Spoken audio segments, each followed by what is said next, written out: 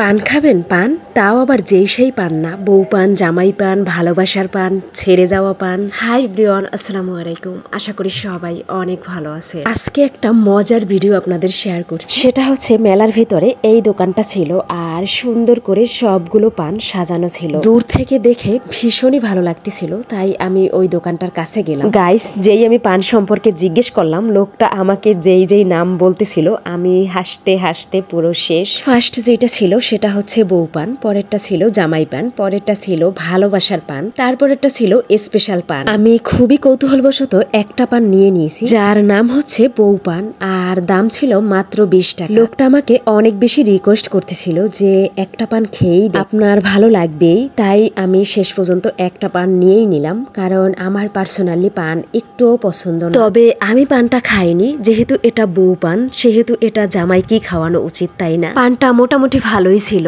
তবে পানের এমন অদ্ভুত অদ্ভুত নাম এই ফার্স্ট টাইমে শুনছি।